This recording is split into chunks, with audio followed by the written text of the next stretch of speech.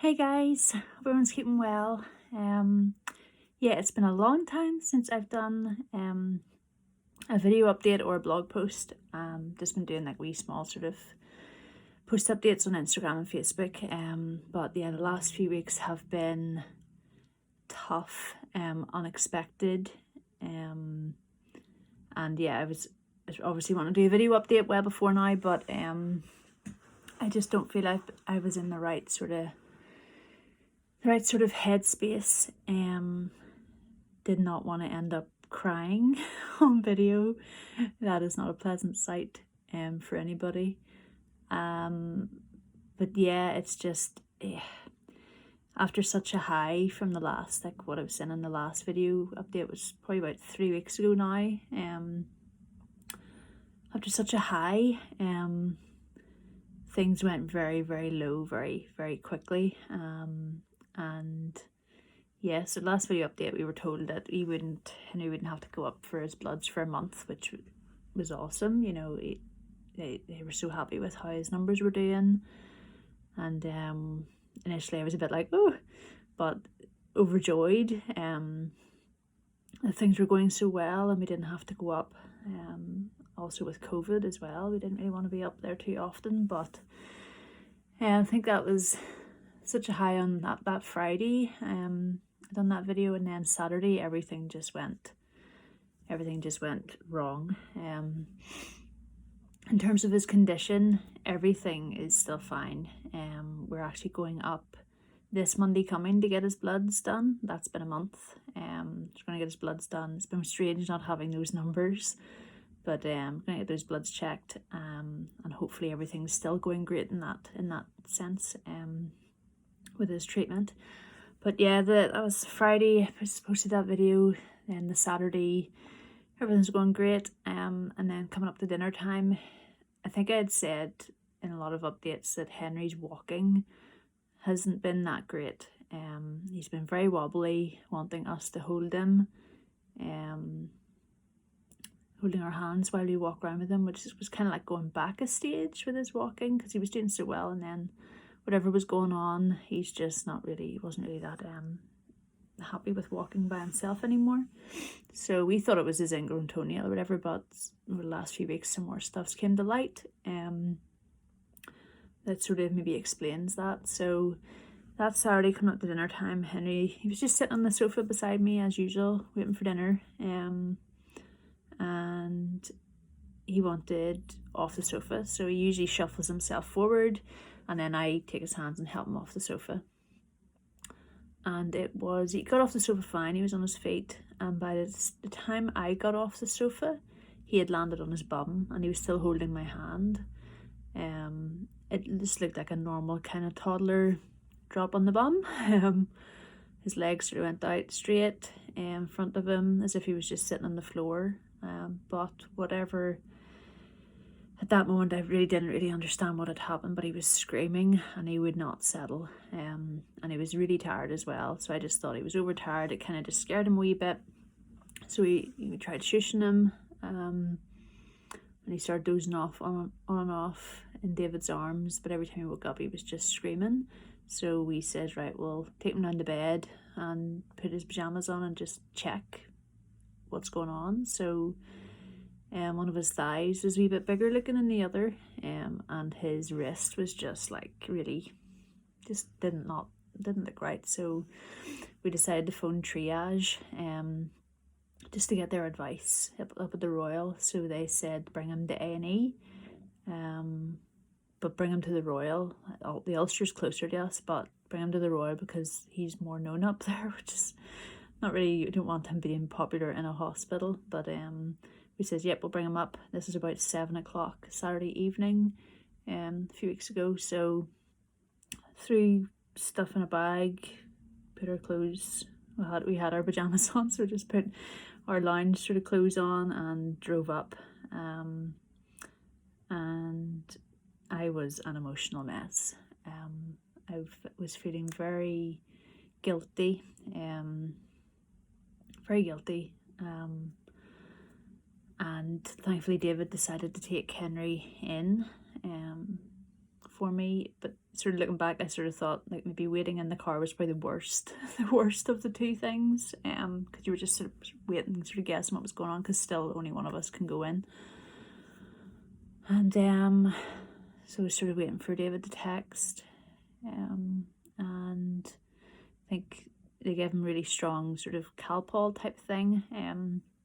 David said it calmed him down a bit, and they sort of done a general kind of check, and they were sort of thinking it was just sort of tissue damage, which we were really hoping that was all it was. But then he went for x-rays, and yep, he had a fracture on each leg, his femurs, and a soft bend, I think they're calling it, in his arm.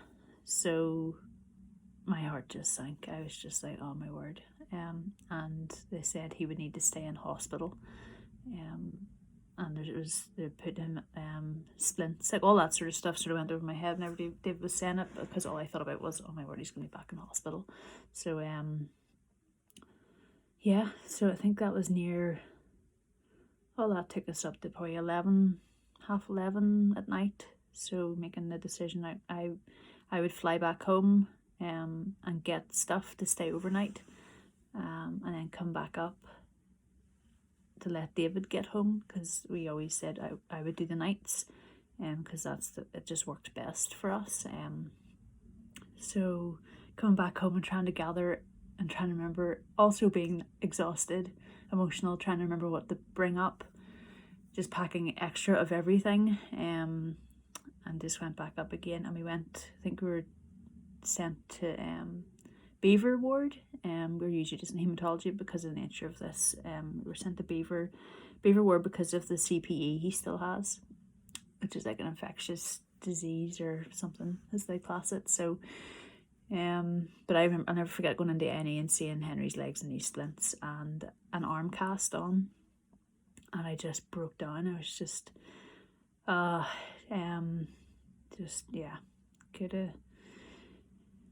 could have just punched myself. So David went home. He didn't really want to leave us, like he never has in the night, and it sort of comes to staying overnight in hospital, but he has to get home to get some sort of sleep so he can help us the next day and switch. So went to Beaver ward. Henry, he didn't probably get to sleep that night till about 2:30, because like all the nurses and doctors wanted to come in and check and do all sorts of things, and he wasn't then one to eat or drink or do anything. So these splints, it actually looked like a torture kind of device. There were these things, I think they were called Thomas splints, and they were tied to the bed, but he had to lie like this way, his head being here. I don't know how he got any sleep that night, but he did. He amazed me. So and then the next day, the doctor came in to talk to me, and sort of said, don't be worrying too much about this arm. You'll be in that cast for 1 or 2 weeks. But the plan with the legs are to get like a hip spica fitted. Now, when she said hip spica, I didn't have a clue what that was. I had visions of like this big like spike brace thing. You don't really know about these things until you actually have to experience it. But that was all in my head.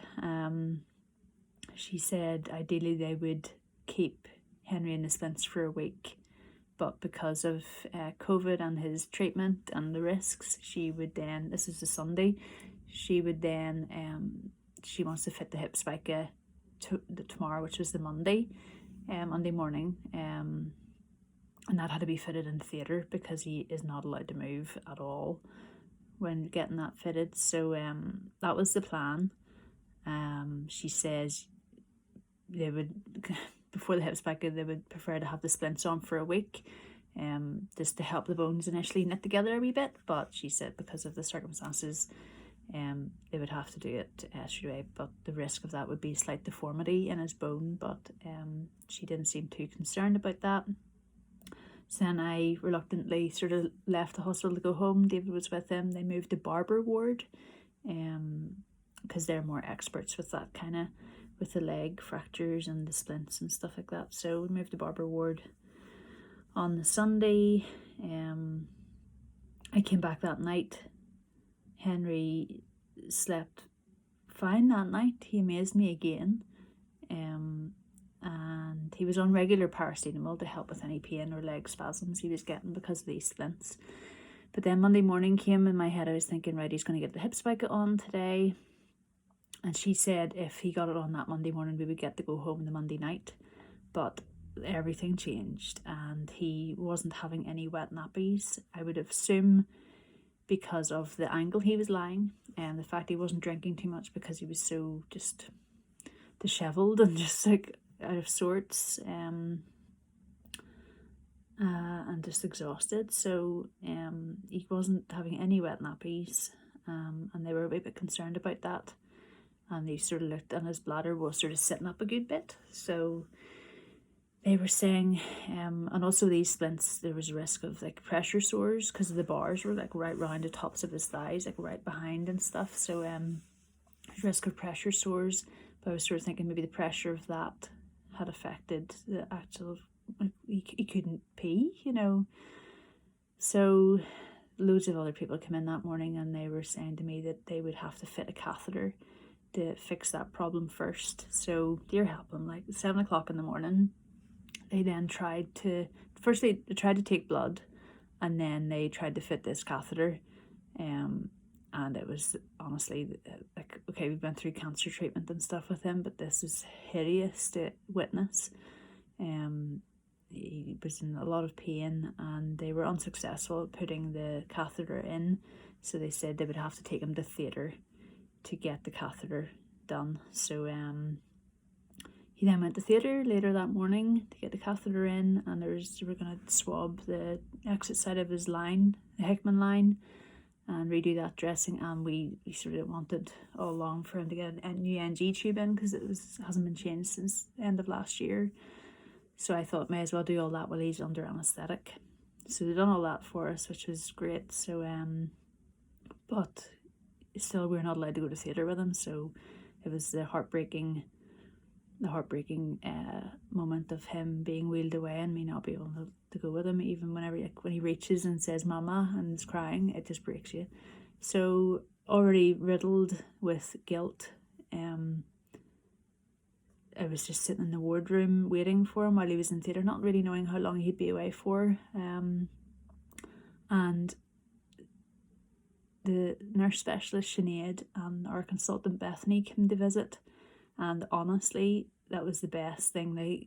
I was blown away by just the fact that they came to see us, but I was falling apart, and just everything they were saying really, really helped. I'm so thankful for those guys. They actually feel like family to us, and I just was not in a good way or place, and I wasn't going to leave the hospital until Henry came back from theatre so I could see him. So had a good chat with them. They brought me tea and toast, which was amazing. And David came back eventually. I went home after I saw Henry at a theatre. There was just a lot of hemming and hawing about that day. That the splints were causing quite bad pressure sores. And the main point of concern became the CPE getting in Henry's bloodstream, because if these pressure sores became broken down in that area and he had a dirty nappy and it went in the bloodstream, it would be very, very serious.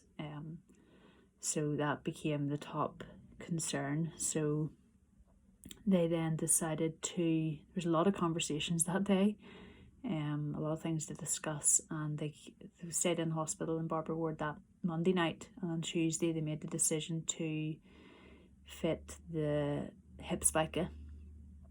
The splints were causing too much damage down in that nappy region, if that's the polite way to say it. So they made the call to fit the hip spica, but then that was the Tuesday. Yeah, that was the Tuesday. But another change, I think I was at home and David was with him, went to theatre, and he says the doctor came running back. He was doing the procedure and said, actually, they're maybe just going to fit leg casts, not a hip spica that came up. A hip spica is just a big cast that comes up over his belly as well. But they decided, because they had to assess the wounds and the sores, they would just do 2 full leg casts with like a bar in between. I think I posted some photos. It looks like jeans. It's bizarre looking, but I'm kind of thankful now that they didn't do the full hip spica, because we can sit him up and move him about a wee bit more, because changing his position regularly is important. So got that done. I came back that night, and like Henry, the whole time he was just amazing, a proper trooper. So we stayed in that night again, because they were just keeping an eye on his catheter and those sores. We got tissue viability nurse came to check them, and then on Wednesday we were sort of just waiting, because I think they were keen to get us home, but I was sort of wondering when that would happen. But we eventually got home the Wednesday afternoon, and which I was so relieved about, that all 3 of us were back together again, because being in hospital just brought all Bristol back.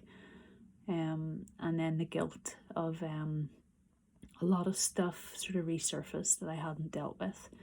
So we got home. I slept on the sofa with Henry for a few nights, and he just slept. He's just been, honestly, amazing isn't the word. He just blows my mind how well he like adapts and adjusts and just gets on with it. They're so resilient kids, and I wish that we always stayed that way. The world just corrupts us. So yeah, we've been at home since. He's went up every Monday morning for scans and reviews, and everything's progressing well. They changed the arm cast last Monday because the bend in the bone wasn't healing right, or as well as they thought, so they put a tighter cast on. Again, he's fine with it. The leg casts and the catheter are staying on for 6 weeks, so just over another 3 weeks to go. They're happy with progress. The pressure sores are mending very well. The community team are coming out to check and keep them clean and just give us new dressings for them. But all of that's going really well. He's drinking and eating great. Hasn't needed any pain relief since he came home from hospital. And yeah, another massive development has been moving him out of our bed. We've been sort of putting this off for a long time. And it may sound cruel after what has just happened that we have made this decision, but we thought it was an important opportunity to take, because he settled so well in the hospital, and I wasn't in the bed with him. I was in the chair bed beside him, and he was fine. So I was thinking, well, how about his single bed in his room? He can sleep in, and there's like a pull-out mattress under it, so I can then sleep beside him, echoing almost what was going on in the hospital. So we made the decision to move him into his room, and he loves it. He has settled so well. And yeah, I think we're very glad we made that decision. Every night, about 6:30, 7, he actually asked to go down to bed, which is amazing. So yeah, we do that now, and his wee routine's really good. He's going to sleep at a better time, getting up at earlier time, but a better time. And it's helping with his appetite and all this sort of stuff, his mood. He's taking wee naps in the afternoon again, which is great. So everything he's just amazing. He actually just blows me away. I am so blessed, and just in awe of him and his strength.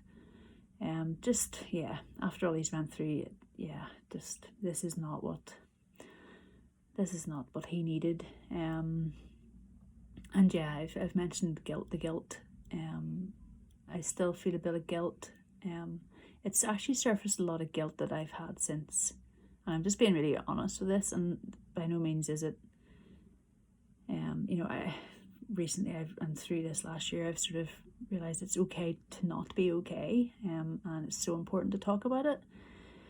But there's just been a lot of guilt from whenever Henry was born as well that I haven't dealt with. It sort of resurfaced there too. A lot of guilt from Bristol, and like whenever I speak this stuff out to some people, they're just like, "Oh, it's so silly," and it does sound silly, but it's very real in my head, and it's important that anybody that sort of feels these things, it's so important to talk it out, because if you don't, it can be really dangerous and harmful.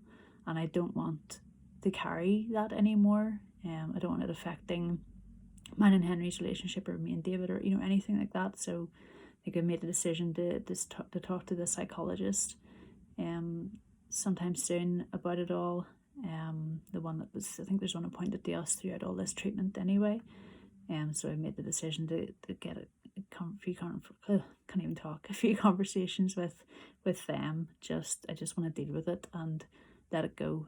I think that's healthy and important. So yeah, that's where we're at the minute. We are still enjoying being at home. We don't have to go out. Actually, didn't say we don't actually have to go to the hospital. We were there last Monday. They said they don't need to see us then for 4 weeks, so that takes us up to whenever they're hoping to take the casts off, which is great. They're really happy with the progress for that. And then we're up to get his bloods tested this Monday, and then hopefully we don't need to get them done for another month, which should be great. So yes, it's been a horrible time, but the way Henry's getting through it is making it easier for us. And he's doing so well. He's so playful. He's definitely had another mental leap. Like, he's talking so much more. He's just so playful still, amazing. And yeah, he's just, I there's no words that can contain how amazed I am at him. So yeah, and then I'm back to work still again as well. So we're still working with that balance, and it seems to be doing okay. So yeah, what a crazy last few weeks. Thank you to everybody who has sent messages, sent gifts. Just so appreciative of just everybody still supporting us and being there and asking about Henry. It's almost like he has like a proper extended family everywhere. He is very well loved, and I thank you all for that. I really, yeah, I just, the kindness that's been shown is just amazing. So I'm very, very thankful. So yeah, that's where we're at.